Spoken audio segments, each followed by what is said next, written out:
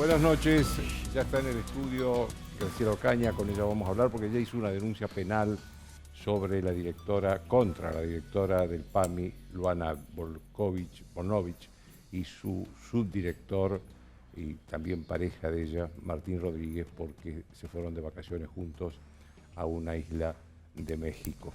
Y después vamos a tener un diálogo con el diputado Waldo Wolf y con el escritor Marcelo Birmacher sobre todo lo que está pasando en la política a partir de una semana clave para la definición sobre si se va a pagar o no al Fondo Monetario Internacional.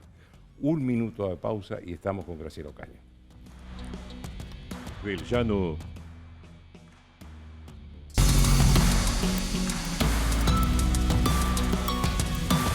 No dejemos de cuidarnos. Usemos siempre tapaboca. Mantengamos distancia. Elijamos espacios abiertos. Ventilemos lugares cerrados. Para más información, entra a buenosaires.gov.ar/coronavirus. Cuidarte es cuidarnos. Buenos Aires Ciudad. Todos sabemos lo que representa para la logística de una empresa una flota moderna de vehículos. Por eso, a la hora de renovar el parque automotor, piense en el especialista. Adrián Mercado, Subastas Online. Grupo Petersen, desde 1920, construyendo el país. 6, 5, 4, 3, 2, 1, 15. Son solo 6 pasitos, 15. 6, 5, 4, 3, 2, 1, 15. Son solo 6 pasitos. A la suerte hay que ayudarla. Con el Kini estás a 6 pasos de tus sueños. ¿Qué esperás para cumplirlos? 6, 5, 4, 3, 2, 1, 15. Pusimos en manos de jujeñas y jujeños los primeros lotes de Canaba CBD10, el aceite medicinal de cannabis producido íntegramente en Jujuy y el primero de grado farmacéutico elaborado en suelo argentino. Gobierno de Jujuy.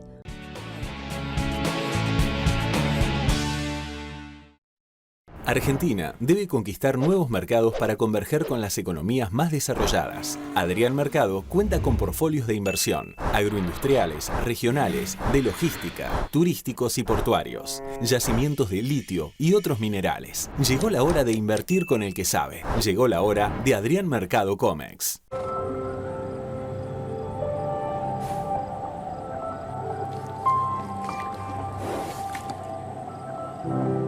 Verano en Córdoba. Vení, conectá, recargá.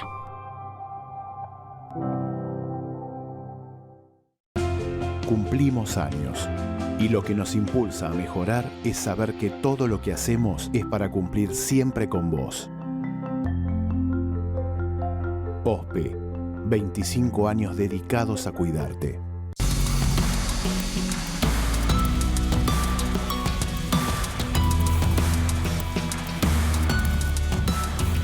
Bien, como les dije, Graciela Ocaña, exministra de Salud, actual diputada nacional.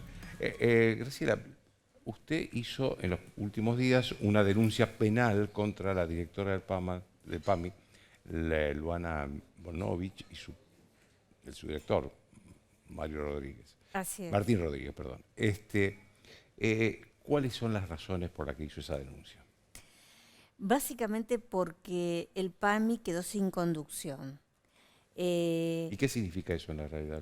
¿Qué significa? Que miles de jubilados han quedado a la deriva. La organización de la dirección del PAMI se estableció por un DNU del 2004, el DNU 2 del 2004, que se sancionó cuando yo asumí en la conducción del PAMI. En ese decreto pone toda la responsabilidad de la administración y la gestión del PAMI en la dirección, que está integrada por la directora, que es la que tiene, o el director, que es el que tiene todo el poder de decisión. Y en el artículo 3 establece que hay un subdirector cuya función primaria es suplir a la directora en caso de ausencia. Es decir, que lo correcto sería que si la directora se va de vacaciones, quede el subdirector a cargo. Así es. El problema acá, y hay un síndico que también nombra el presidente. Son los 3 funcionarios que dependen del presidente y que tienen la conducción del PAMI. Los 3 estaban de vacaciones en la misma fecha, Joaquín. Entonces, es una irresponsabilidad porque no se puede gestionar de esta forma. Y es escandaloso. El propio gobierno, el propio presidente, a través de los acreditados, se informó que estaba molesto, enojado, todo lo demás. Pero no pasó nada. No pasó nada porque evidentemente el presidente nos ha demostrado que no puede tomar ninguna decisión si no tiene el visto bueno, la autorización de Cristina y de Máximo Kirchner. Y esto Claro, porque acá los dos funcionarios estos son de la Campo. son camporistas, exactamente. Y han tomado el PAMI como una especie de unidad básica y hacen política así.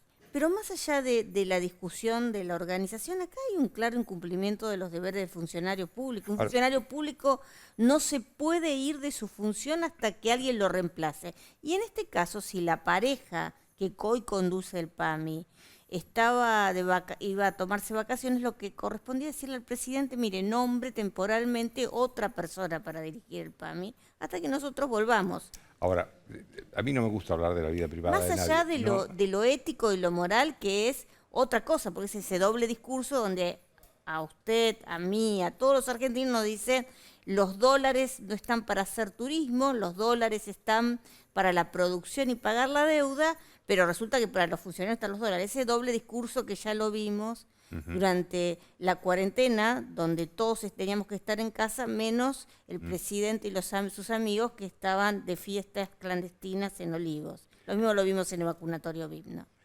A mí no me gusta hablar de la vida privada de nadie, pero ¿es correcto que el director, o la directora en este caso, y el subdirector del PAMI sean pareja? Yo creo que no, porque me parece que no se está cumpliendo con la ley de ética del Estado.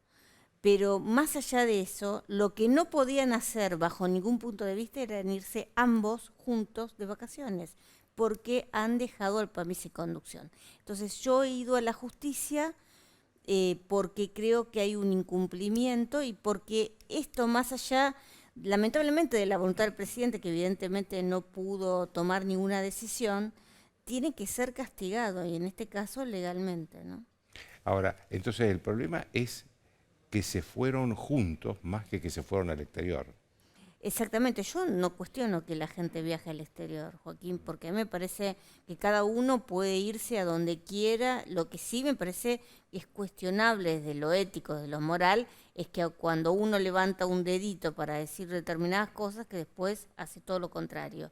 Pero bueno, eso es parte del kirchnerismo, nos tiene acostumbrado a ese doble discurso y a esas dobles reglas, donde los poderosos, los amigos de ellos, pueden hacer lo que quieran, mientras que los ciudadanos tienen que cumplir otro esquema.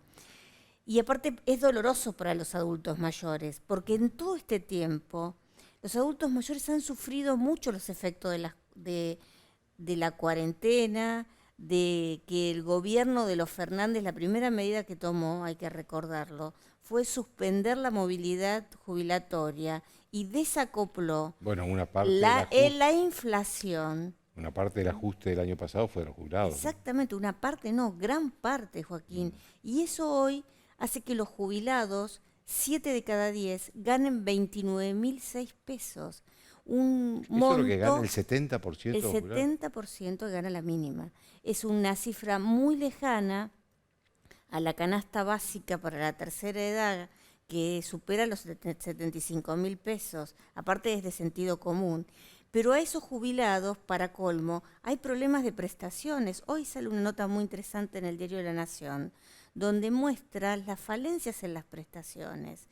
Entonces, hay un juego como que el PAMI dice pagar una cifra muy inferior a lo que valen las prestaciones y los jubilados lo pagan en mala calidad de prestaciones, con demoras en los turnos para sus especialistas, que es algo elemental y básico que necesitan, con falta de insumos en hospitales propios del PAMI, con... ¿Eso está sucediendo hoy? ¿Hay falta de insumos? Está sucediendo. Hay una nota muy interesante en el Diario de la Nación que muestra muchos de los casos que llegan. A mí me llegan muchos de esos casos que yo los publico. He publicado, por ejemplo, mientras la directora estaba pasando sus vacaciones en el Caribe mexicano, lo que estaba pasando con muchos de los afiliados que están esperando desde audífonos hace 2 años hasta otro tipo de prestaciones, como lo que es todo la atención en domicilio, que esa asistencia ayuda a la familia y ayuda al adulto mayor a contenerlo en su hogar. Es esa enfermera, ese médico que va, el kinesiólogo, esa atención y el cuidador que lo permiten mantener a las familias, el adulto mayor en su casa. Entonces, todo esto está pasando mientras los directores abandonan su función, y por eso yo he hecho la denuncia, porque aquí hay una clara violación a la ley. Usted está hablando de justicia. ¿Usted está viendo una justicia más benévola con Cristina Kirchner y con los exfuncionarios acusados de corrupción? ¿Usted que ha hecho tantas denuncias de corrupción? Yo veo una justicia rara, porque aquí hay causas que avanzaron hasta un momento donde hay procesados, se elevan las causas a juicio oral, Sí, pero no que es llegan el lugar donde se deberían llevar adelante justamente y exponer las pruebas y encontrar la responsabilidad o no de los funcionarios o exfuncionarios.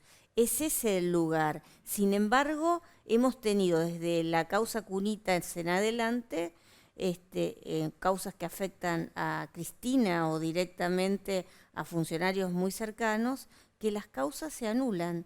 Por ejemplo, en la causa Cunita, usted sabe que fue una denuncia que hice yo, resulta que la fiscal vio cosas que no vieron los 5 o 6 fiscales que intervinieron en la causa previamente.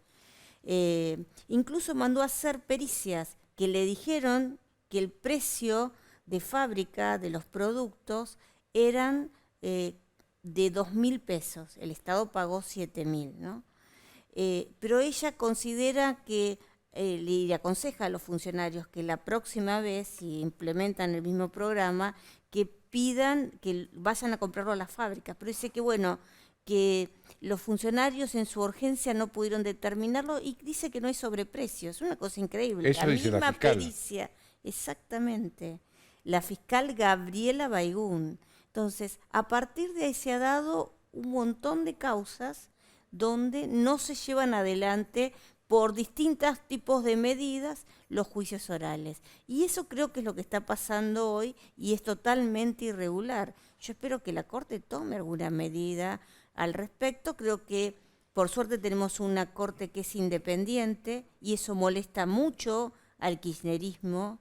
Y por eso, digamos, ahora hay marchas y convocatorias para el 1 de febrero. para tratar de, en una medida que yo le digo que claramente es una especie de golpe contra uno de los poderes del Estado, porque lo que están organizando no es una manifestación, sino es el propio gobierno que la está convocando, esta marcha contra la Corte. El presidente se solidarizó con los convocatorios de la marcha, apoyó la convocatoria de la marcha. Por eso, es muy grave.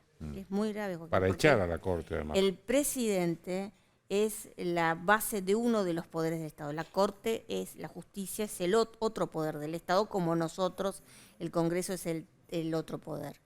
Y creo que esto es muy grave. Y lo que más molesta de la Corte, porque a uno le puede gustar más o menos un fallo, a mí ahora hay fallos que no me gustan, pero yo la respeto porque es una Corte independiente, y lo que necesita la Argentina es justicia independiente. Graciela, hablaba usted recién de la relación del presidente con Cristina Kirchner, y que él no puede hacer nada si Cristina Kirchner, sin la aprobación de Cristina Kirchner. Bueno, lo hemos visto en el caso de Luana Bonovich. Pasaron los 10 días trascendido tras trascendido de sus colegas, sí, que obviamente que iban a segundo. tomar alguna medida, no tomaron absolutamente ninguna. Obviamente es evidente que no la pudo tomar porque no tiene poder de decisión, y eso es grave en un sistema como el argentino, que es un sistema presidencialista. ¿Y por qué cree que el presidente acepta ese sistema? Bueno, me parece que el presidente, que usted conoce muy bien, yo también, creo que decidió, digamos, entregar, por ser presidente, entregar el poder. Permitió que la vicepresidenta lo seleccionara y también, por supuesto, mantuviera el poder. Y cuando quizás el presidente, que fue electo presidente, tuvo el desafío de asumir su papel, no estuvo a la altura de las circunstancias. Y hoy me parece bastante difícil que pueda hacerlo. ¿Usted lo esperaba esto de Alberto Fernández? Y me parece que un poco sí, porque cuando el Alberto Fernández decidió aceptar la presidencia, creo que obviamente tomó compromisos, entre ellos seguramente la impunidad para Cristina, que, bueno, el Alberto Fernández que yo conocí en una época jamás hubiera tomado, ¿no? El presidente tiene que hacer en estos días, en esta semana, un pago al Fondo Monetario y concluir un acuerdo o no en las próximas semanas. Lo primero que quiero preguntarle es si usted es optimista o pesimista sobre ese acuerdo. Y lo segundo que quiero preguntarle es si la oposición tiene que ayudar al gobierno o tiene que, digamos, apoyar al gobierno en esta negociación con el fondo. Mire, no soy muy optimista, más de acuerdo a algunas noticias que han trascendido en las últimas horas. Pero más allá de eso, la oposición es responsable y lo ha demostrado en estos 2 años. Hemos tomado todas las medidas durante la pandemia que el presidente o el gobierno solicitó. Por ejemplo, la ley de vacunas se aprobó en menos de una semana en la Cámara de Diputados. Creo que hemos demostrado nuestra responsabilidad. Ahora, es el gobierno el que tiene que elaborar un plan, plan plurianual que el presidente se había comprometido a enviar al Congreso en diciembre y que todavía no sabemos nada, digamos. Es el gobierno el que tiene aquí la responsabilidad. La oposición puede colaborar. Nosotros tenemos desde proyectos, ideas, planteos, y lo hemos demostrado en este tiempo, pero tampoco tenemos la responsabilidad. La responsabilidad es del gobierno. Y acá hay un problema que es la interna del gobierno. Acá hay un problema nuevamente entre los sectores del gobierno que tienen una idea y otros que tienen otra. Y en esa disputa, la que tiene el poder evidentemente es Cristina, y no sabemos qué es lo que quiere Cristina. O sabemos parcialmente después de esa carta que mandó hace un par de semanas. Ahora, usted como legisladora, ¿tiene alguna idea de que hay un plan económico en el gobierno? El ministro que ha ido, creo, al Congreso, ¿habló de algún plan económico concreto? Mire, el año pasado el ministro Guzmán dijo que su plan era el presupuesto. A la luz del presupuesto... Bueno, eso fue rechazado. No, pero hablemos del 2021, que fue aprobado, digamos. Ajá. Y bueno, usted vio las variables que puso Guzmán, 29% de inflación, fueron casi 51. Bueno, todas las variables no se condicen. Entonces, lo que el ministro Guzmán me parece que tiene es mucha zaraza, pero lo que ahora se necesita es un plan en serio. Y lo que todo el mundo le está pidiendo, desde... el secretario de Estado de Estados Unidos, supongo que lo que ha trascendido el Fondo Monetario Internacional, y los argentinos, un plan, queremos saber hacia dónde va el gobierno, si va hacia un no pago o no arreglo de la deuda o no, qué medidas va a tomar para poder lograr bajar la inflación que hoy está afectando a todos los argentinos, pero fundamentalmente a los que tienen ingresos fijos, a los más humildes, a los jubilados. Entonces, todo esto no lo sabemos y no parece tomarse ninguna medida en concreto. Usted fue ministra de Salud. ¿Cómo está viendo el manejo de la pandemia? ¿Mejoró? ¿Empeoró? Mire, yo creo que el gobierno, después de perder la primaria abierta, decidió que la pandemia no existía más. Entonces, la pandemia se está desarrollando... Sí, hay miles de contagiados todos los días. Bueno, justamente... Está subiendo el número de muertos. Y, lamentablemente sí, y hay muchas cuestiones que todavía el gobierno no explicó, Joaquín, entre otras, la decisión, por ejemplo, de la compra de vacunas. ¿Y por qué no se trajo las vacunas de Pfizer? Hoy, por ejemplo, hay muchos niños que no están vacunados, básicamente porque los padres no tienen confianza, porque usted recordará, la ministra de Salud que dijo que autorizaba la vacuna de Sinopharm para niños porque China había vacunado a 500 millones de chicos. Y bueno, después nos enteramos que China ni siquiera había empezado y por supuesto China no tiene 500 millones de chicos.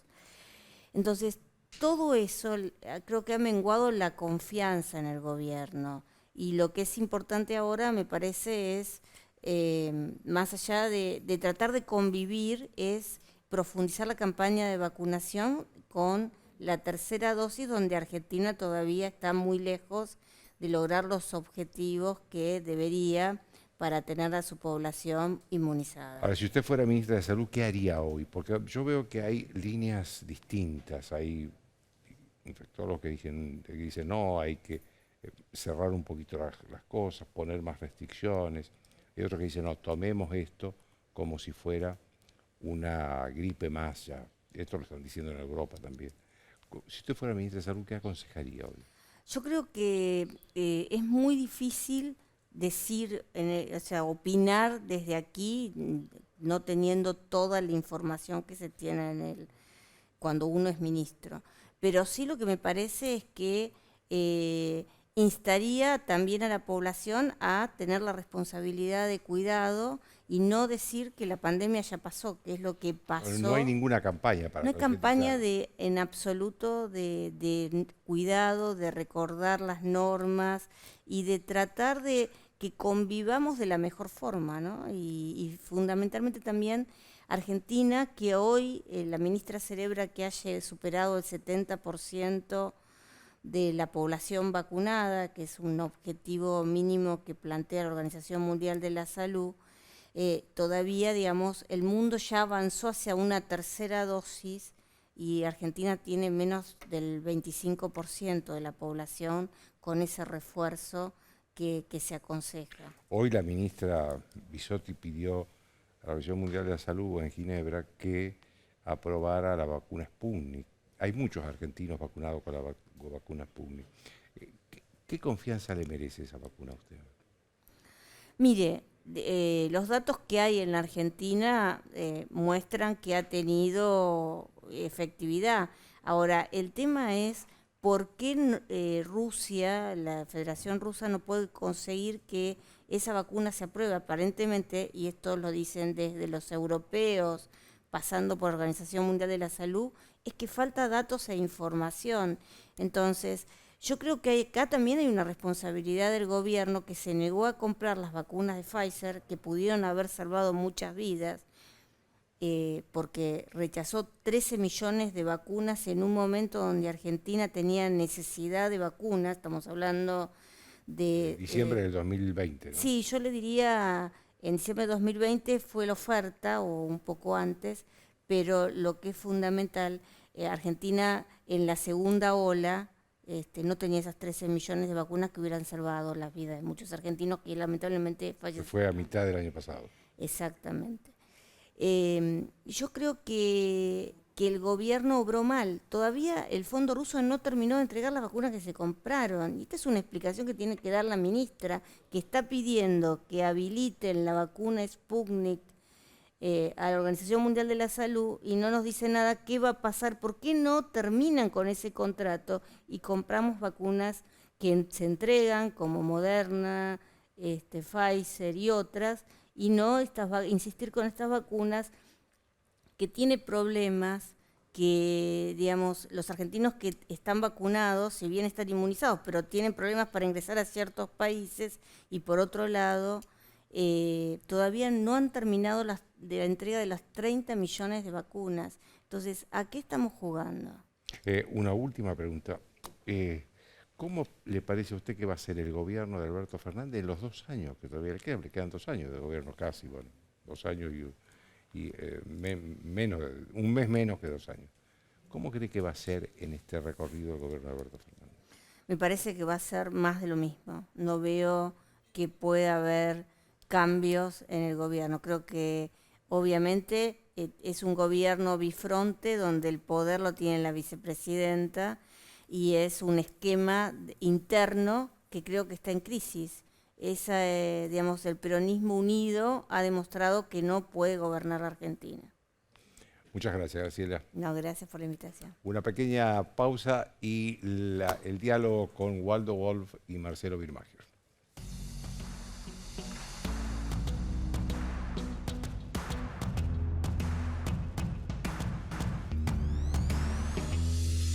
Bien, como les anticipé, el diputado Waldo Wolf y el escritor Marcelo Wilmacher, con ellos vamos a hablar de lo que está pasando en el país. Lo primero que quiero preguntarles a los dos es cómo ven ustedes esta negociación con el fondo, si creen que va a haber acuerdo o no. Esta semana es una semana clave porque hay entre el viernes y el lunes hay un vencimiento de 1.100 millones de dólares, que no se sabe si el gobierno va a pagar o no. ¿Cómo están viendo eso? Bueno, tal cual decía Graciela, con un gobierno bifronte. Fíjese que salía el otro día de la reunión Cafiero en Washington y a la media hora Cristina Fernández de Kirchner le tiraba un Exocet en la línea de flotación. Es difícil. Por un lado, se reúne con el secretario de Estado y dice que tiene compromiso con la democracia y la institucionalidad en América Latina, y la semana anterior se abraza en Nicaragua con un dictador como Ortega, que se abraza con un acusado de crímenes de lesa humanidad en la Argentina.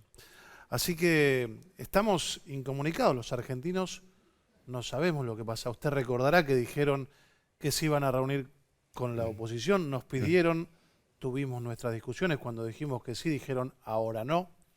Le recuerdo que Cafiero, que debió haber venido al Congreso de la Nación 10 veces durante los 2 años. Que fue jefe de gabinete. Debió haber venido 10 veces a la Cámara de Diputados, otras 10 veces a la Cámara de Senadores. Le recuerdo a la gente que hay un artículo de la Constitución Nacional, ni más ni menos, el 101, que dice que el jefe de gabinete de ministros debe venir una vez por mes a cada una de las cámaras a dar informes, y vino 2 veces. El actual jefe de gabinete... Es decir, que de las 20 veces fue 2. Vino 2 veces a la Cámara de Diputados y creo que una a la de Senadores. Y Mansur, que creo que asumió en septiembre, debió haber venido ya 3 o 4 veces, tampoco vino. No fue nunca. Lo que ocurre con la deuda no es ajeno al desprecio por la institucionalidad que estamos viendo con la marcha de la Corte. Este es un gobierno que no cree en el Congreso, no cree en la representatividad, no cree en los poderes que tienen que rendir uno ante el otro. Y así estamos, sacando conclusiones, mirando de costado, por más que tengamos nosotros una participación responsable a nivel institucional. Marcelo. Creo que el fondo es en buena medida una coartada. Es un esperando a Godot o un desierto de los tártaros, en donde cuando arreglemos con el fondo, y tampoco hay una especificación de qué va a ocurrir. Lo llaman, usted lo dijo recién, 2 años y 1 mes de gobierno, ¿correcto? 2 años y 1 mes. Y no hubo ningún plan. Y es cuando arreglemos con el fondo o cuando no arreglemos con el fondo, y tampoco proponen qué van a hacer. ¿Y cuál es el objetivo final, o por lo menos fáctico? La feudalización del país. Con la excusa del fondo, no se ha generado trabajo, no se han ajustado las cuentas, se han analfabetizado a centenares de miles de niños, se han violentado las instituciones, se va por la justicia, y no hay ningún proyecto razonable de país próspero y republicano. El fondo es una excusa. Hoy el economista Claudio Zukovicki, en un reportaje que le hicimos en Mitre, dijo una reflexión muy interesante. Si nos condonaran la deuda, si no tuviéramos que pagar la deuda, ¿el país se arrancaría repentinamente? No. Es evidente que no, porque hasta ahora no la hemos pagado. Y con los recursos que no le destinamos al fondo, no solo no hemos hecho nada, ha aumentado este gobierno la inflación, ha aumentado la pobreza, la deuda, ha aumentado la desocupación, y algo que no ocurría en la nación en las últimas 5 décadas, ha aumentado el analfabetismo. Eso no tiene relación con el fondo. Por eso me preocupa qué va a ocurrir, negociemos o no con el fondo, porque el proyecto del gobierno es paralelo al acuerdo con el fondo. No es de colisión ni de yuxtaposición. Cierro con esto. Si usted recorre la historia de Europa, de Japón, de Alemania, se han recuperado de manera milagrosamente rápida de catástrofes infinitamente peores que las nuestras. Hablemos, por supuesto, de las 2 bombas atómicas que cayeron en Japón durante la Segunda Guerra Mundial, o de la destrucción que atrajo a Alemania sobre sí misma, pero quedó en ruinas, ¿no? Y sin embargo, al año había un consenso de recuperación, hubo un préstamo importante, el Plan Marshall para Europa, la reconstrucción de Japón con MacArthur, y el pueblo se puso de pie. Nosotros no hemos tenido catástrofes ni siquiera similares. El gobierno no quiere. poner el país de pie. La reconstrucción argentina no existe. Y eso tiene una finalidad formosa. Es Cristina Fernández de Kirchner gobernando un país con un creciente porcentaje de analfabetos como vicepresidenta, sin asumir la responsabilidad, pero gozando del poder. ¿Hay una disidencia entre el presidente y la vicepresidenta en materia de política exterior o los dos van para el mismo lado? Porque hay una política exterior que es bastante complicada, ¿no? Y que influye en los acuerdos o desacuerdos con el fondo. Miren, nosotros tenemos un problema mucho más grande que la disidencia que pareciera haber entre el presidente de la Nación y la vicepresidenta de la Nación. Nosotros tenemos un problema que hay una disidencia adentro de la cabeza del presidente de la Nación. ¿En qué consiste esa disidencia? El presidente de la Nación ha hecho de la palabra una onomatopeya, es un ruido. Birmagen es un intelectual y por ahí lo puede explicar mejor que yo, pero el presidente ha logrado que nadie le crea absolutamente nada. Surfear, navegar por las redes después de una declaración del presidente es entrar a un sarcasmo tragicómico de reírnos de nosotros mismos, porque dijo lo contrario, no hace 10 años uno puede cambiar con el tiempo, hace 5 minutos, con la misma cara de convencido, con el mismo rictus de intelectual convencido y un tono lleno de autoridad. Y eso es un enorme problema, porque tal cual decía Marcelo recién, voy a citar una frase de Luis Juez dijo hace poco en un programa algo muy inteligente, dijo: nosotros no tenemos ministro de Economía, tenemos ministro de la deuda. Hace 2 años que habla de la deuda, no hay una sola norma económica. Bueno, lo mismo con el presidente. Nosotros no somos ni una cosa ni la otra. Nosotros un día vamos a Estados Unidos o Argentina es denominada como miembro de la Comisión de Derechos Humanos de las Naciones Unidas, que hoy es un circo porque la integró Irán en su momento, la integró Cuba en su momento, y en otro momento vamos a Nicaragua y en un hecho inédito que ningún gobierno argentino se atrevió en la historia desde que se instauraron las alertas rojas en el año 2007, a instancia de Néstor Kirchner, nombrando al contra fiscal, 7 dirigentes iraníes. Al fiscal Nisman contra el dirigente iraní. Asistimos a la asunción de Ortega y ahí estuvimos sacando un documento diciéndole que eran hermanos igual, aunque ellos dijeron que no les molestaba y que iban a seguir recibiendo a los asesinos de argentinos, que para ellos pareciera que no son argentinos plenos. ¿Por qué? Porque las expresiones que ha tenido el gobierno respecto de aquellos que reclamamos por el esclarecimiento de derecho han sido de un corte antisemita como nunca se vio en democracia. Gabriela Cerruti, siendo la vocera del presidente, cuando yo le dije que era mentira que ellos no sabían que iba a ir el requerido por la justicia argentina Moisés Rezai, está probado. La asunción de Ortega fue el 10 de enero y el 7 de enero ya en todos los portales de Nicaragua estaba anunciado por la vicepresidenta de Nicaragua que iba a ir. Me dijo que era un problema del Mossad, que a nosotros los argentinos judíos nos tenía que cuidar un país extranjero. ¿Eso dijo Cerruti? No, no lo dijo, lo escribió en la cuenta de la vocería oficial del país. Eso, la verdad que yo estoy acostumbrado a que el kirchnerismo me extranjerice en mi condición de judío, lo hace habitualmente. Ahora, hacerlo desde la vocería del gobierno es una posición antisemita, extranjerizante del judío como nunca se vio. Así que si usted me pide un resumen de si hay contradicciones, hay algo peor que contradicciones. Hay una incoherencia que violenta no solamente la razón humana, sino con una tradición histórica que ha tenido la Argentina, por lo menos en democracia, en todos los gobiernos, incluido Néstor Kirchner. Marcelo, a propósito de lo que decía Waldo sobre Mossèn Rezai, el vicepresidente iraní, con pedido de la justicia argentina de captura internacional, Captura internacional. ¿Es ineptitud? ¿Es complicidad? Porque no solo fue Nicaragua, después pasó también lo de Moscú. Es claramente complicidad. Si fuera ineptitud, se echa al embajador Capitanich inmediatamente. Se llama consulta. Como mínimo, se lo echa al embajador, si no al canciller Cafiero. Pero agreguemos, recientemente Argentina presentó ante la OEA, no ante el tinglado de, no me acuerdo cómo se llama, la organización dirigida por Cuba, la CELAC.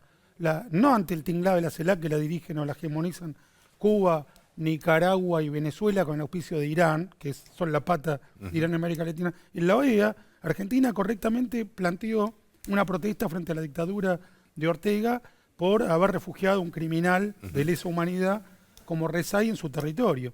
Pero eso fue posterior a Sí, pero el representante argentino ante la OEA, Carlos Raimundi, no está de acuerdo. Es pro-iraní, es pro-cubano, pro-dictadura chavista, pro-dictadura nicaragüense. Entonces, ¿qué hicieron? Lo corrieron. En vez de hacerlo renunciar, hicieron que pase al frente su segunda. Y él no fue. Él no fue. Simplemente se fue a tomar café. Eso es como si el representante norteamericano ante Naciones Unidas no reclamara la captura de Bin Laden. Y dije, no, yo con Bin Laden tengo buena relación, así que no voy a que venga el segundo mío. No es un disparate, es colaboracionismo. Ese tipo de complicidad se llama colaboracionismo. Y el gobierno no tiene dos caras acá. La Realpolitik, que la practicó también Kissinger en el Tratado de Paz en Medio Oriente o en la retirada americana de Vietnam, es pragmatismo en función de un ideal, de un principio. No es nihilismo, no es me junto con este y me junto con aquel a la Bartola. Nosotros queremos lograr un mundo menos autoritario o más democrático. Para eso sí, efectivamente, tenemos que dialogar con la China de Mao, pero nuestros aliados son los europeos liberales, no la China de Mao. Tenemos una luz al final del camino. Nos sirve dialogar con la China de Mao para debilitar a la Rusia de Brezhnev, no porque nos gusta ir a comer con palitos. Acá vamos a hablar con Putin porque es tan amigo nuestro como Norteamérica o como Italia. Bueno, no, está claramente diferenciado. Rusia es un país autoritario. Irán es nuestro verdugo. No es un país al que somos indiferentes. No es que decimos, como dijo Aníbal Fernández, que Nicaragua haga lo que quiera con Rezai. No, tenemos que determinar que se han convertido en nuestros enemigos por asilar a nuestro verdugo. Y en la dialéctica finalmente termina predominando el pensamiento cristinista, kirchnerista, que lo definía bien Bioy Casares en el diccionario del argentino exquisito. Progresista, partidario de Rusia y de China. Agreguemos, colaboracionista de nuestros verdugos, la República Islámica de Irán. Waldo, Marcelo decía una cosa interesante, sacó un tema interesante recién, que es el tema de Putin, ¿no? El presidente la semana próxima, creo, ya está viajando a Moscú. ¿Crees que ese viaje es oportuno en un momento de tanta tensión en el mundo, donde hoy se desplegaron tropas de ambos lados en la frontera de Ucrania? Bueno, creo que Marcelo lo ha definido muy bien. Si eso sería parte de una estrategia, si eso sería parte de una inserción en el mundo para lograr algo para la Argentina, bueno, podríamos evaluarlo. Es tan errática la política del presidente, es tan incoherente, es tan violenta para nuestra historia.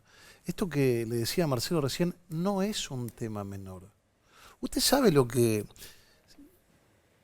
siente alguien que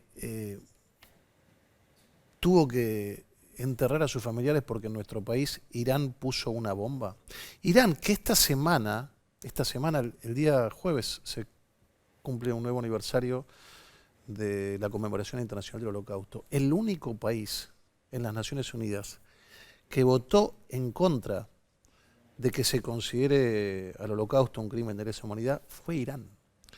Nosotros nos abrazamos con Nicaragua y después que Nicaragua en la OEA dijo que no le importaba lo que haya hecho este hombre, Mohsen Rezai, y que iba a ser bien recibido como hermano en Nicaragua, sacamos un comunicado en Cancillería, Cafiero, diciendo que se trata de hermanos latinoamericanos. Yo le presenté una denuncia penal a Cafiero y a Capitanich, no porque creía que vaya a prosperar, sino porque creo que es mi obligación dejar testimonio de que yo no me quedé callado ante compatriotas que han abrazado a quienes pusieron una bomba y causaron muertes y tienen las manos manchadas de sangre.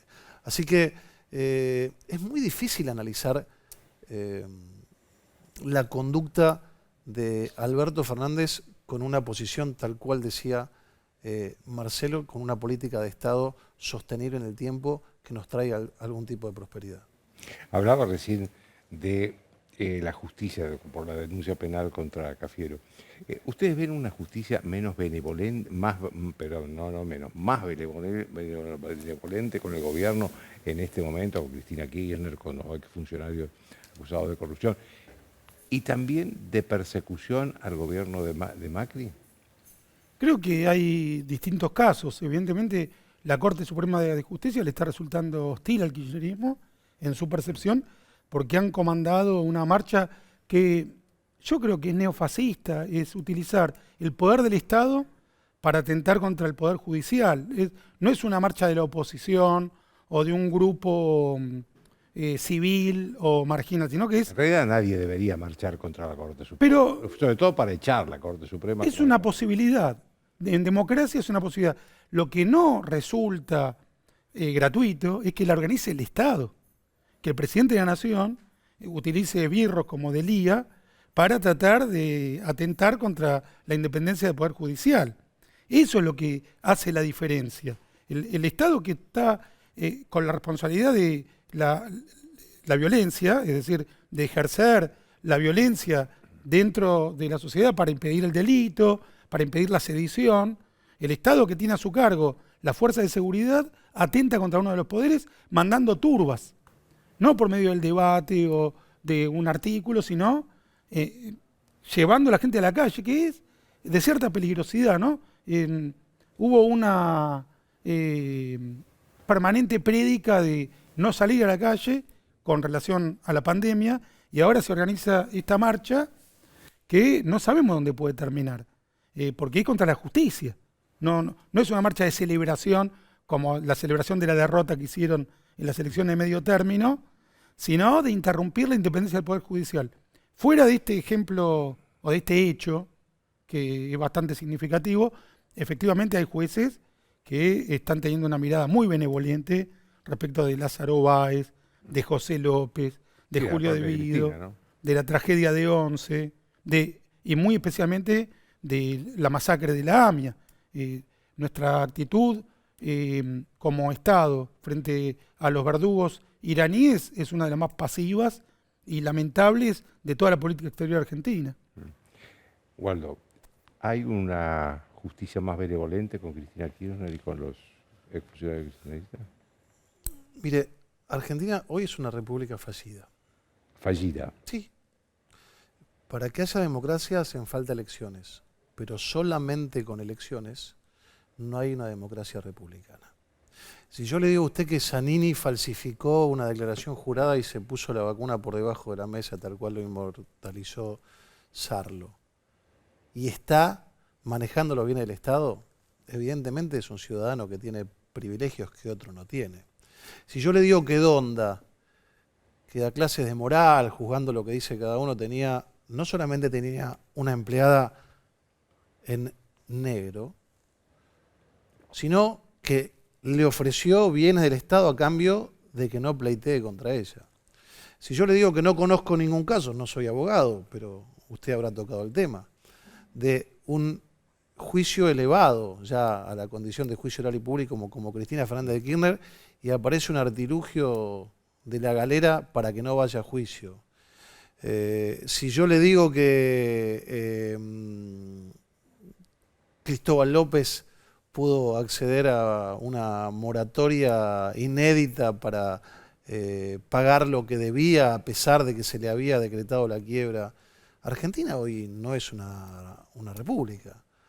Argentina todavía mantiene sesgos de democracia parcial porque tenemos elecciones, con riesgos de no tenerla, porque lo que está logrando el neochavismo, que es lo que en la bibliografía que estudia los populitarismos habla del punto de no retorno.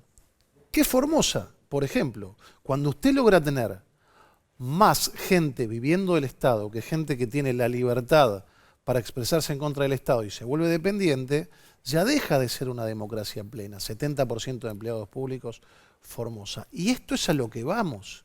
Lo decía recién la diputada Ocaña.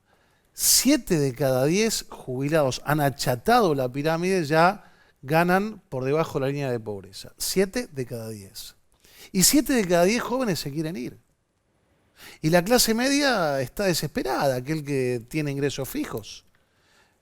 Mientras tanto, en esta democracia que no es plena, el número 1, el número 2 y el número 3 del PAMI se van afuera mientras dan clase de moral con el dedito, diciendo que no hay que veranear afuera, y muchos de nosotros nos quedamos atónitos. Así que estamos en un problema. Por eso tantos de nosotros, yo entre ellos, entendemos de que el 23 nosotros tenemos una batalla final por recuperar la democracia plena, donde exista la independencia de poderes, donde... ¿Por qué el 23? El 23, en el año 23. Ah, el año 23. Porque yo creo que si ellos consagran y siguen deteriorando esta masa crítica de gente que pueda tener independencia, que pueda acceder a un crédito, hoy el gran problema que tenemos en nuestros modelos es que ellos quieren justamente vivir con inflación. Usted preguntaba cuál era el plan.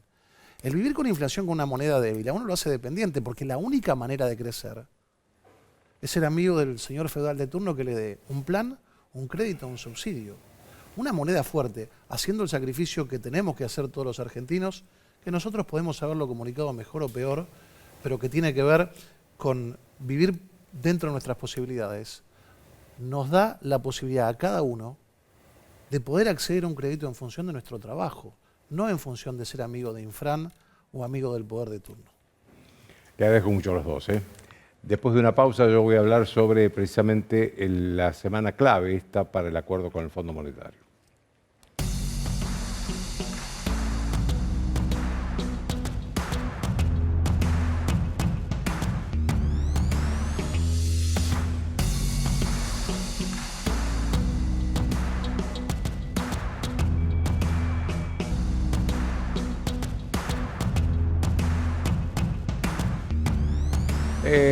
Esta semana es clave para el acuerdo o el desacuerdo con el Fondo Monetario Internacional. ¿Por qué? Porque entre el viernes y el lunes vencerán $1.000 millones de intereses que tiene que pagar la Argentina con el fondo, y el gobierno hasta ahora no ha dicho si va a pagar o no va a pagar. Más bien, las versiones extraoficiales se inclinan porque no va a pagar. Después, en marzo, vencen $2.600 millones. Por supuesto que en marzo se supone que ya va a haber una definición sobre si va a haber o no un acuerdo. Más aún, en este vencimiento podría haber un no pago acordado con el fondo si es que se están las negociaciones en marcha, pero eso no es lo que aparece en este momento. Lo que aparece en este momento es un discurso, que lo dijo hoy el presidente de la Nación, de mucha crítica al Fondo Monetario Internacional. Ojo que si caemos en default con el Fondo Monetario, también vamos a caer en default con el Club de París. Las cosas vienen juntas. Ahora, el Club de París es otro tema, pero a ver, ¿qué es el Fondo Monetario Internacional? Porque lo escuchamos todo el día hablar del Fondo Monetario Internacional. ¿Qué es el Fondo? El Fondo Internacional está integrado por países, por muchísimos países del mundo, la Argentina entre ellos, que tiene un sillón en el directorio del fondo. La plata de la que dispone para dar créditos a los países son los aportes que le hacen todos los países, incluida la Argentina. La Argentina también aporta todos los años. Eso depende. El volumen de la aportación depende mucho de los países. Y después están fundamentalmente los países más importantes del mundo. Estados Unidos, Alemania, Francia, Japón, Gran Bretaña, China. ¿De dónde sacan los países ese dinero que aportan al fondo? Del impuesto de sus ciudadanos. Es decir, que cuando se negocia con el fondo, estamos hablando de dinero que prestó el fondo a países en crisis, porque para eso existe el Fondo Monetario, de ciudadanos que viene del dinero que aportaron con sus impuestos ciudadanos de muchos países. Por supuesto que el fondo ha tenido épocas de una política muy ortodoxa que terminó por asfixiar a los países que estaban en crisis. Según todos los observadores, eso ha ido cambiando últimamente y está un poco más flexible el Fondo Monetario. El problema es que acá yo veo es que el gobierno no tiene un plan económico para presentarle al fondo. Y entonces aparece el plan del fondo, que sí, efectivamente es ortodoxo y puede ser hasta un poco duro. Es conveniente aclarar esto, de dónde viene ese dinero y qué es el Fondo Monetario, porque el gobierno ha hecho de una gran campaña de descripción de como de un ogro que quiere quedarse con todos los recursos de la Argentina, eso es el fondo, según el gobierno. Y acá el que se quedó con muchos recursos de la Argentina por arriba de lo que le correspondía no fue el fondo, fue Hugo Chávez. Cuando Néstor Kirchner le pagó todo al fondo porque no quería ver a nadie del fondo, al poco tiempo necesitó dinero y se fue a pedirle a Hugo Chávez. Chávez le prestó a una tasa del 15% anual. 15% anual. En ese momento el Fondo Monetario cobraba el 4% anual. Chávez cobraba el 15% anual, el fondo cobraba el 4% anual. Pero el fondo es el malo y Chávez era el bueno. ¿Cuál es la diferencia? Que Chávez no le pedía ninguna que le rindiera cuenta a los Kirchner sobre qué política económica aplicaban. En cambio, el fondo sí le pide que le explique cómo va a hacer, qué política va a aplicar para obtener ese dinero que se lleva del fondo y devolvérselo después.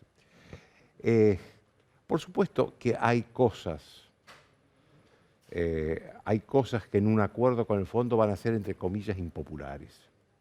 Pero esta es una alternativa. La opción es mucho peor, que es el no acuerdo, es el default, que va a perjudicar enormemente a la Argentina. Ese es el dilema en el que está el gobierno argentino. O hace un acuerdo con algunas condiciones impopulares, entre comillas, como bajar el déficit, acomodar el tipo de cambio, no podemos tener 5 tipos de cambio, o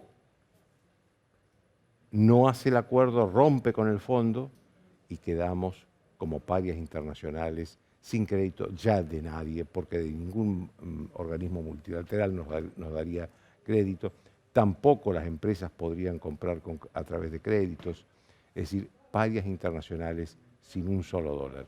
Esto es la opción. Este es el dilema que se resuelve. Es gravísimo para la sociedad argentina, no solo para el gobierno, no solo para la dirigencia política, sino fundamentalmente para la sociedad argentina. Chao, hasta el lunes.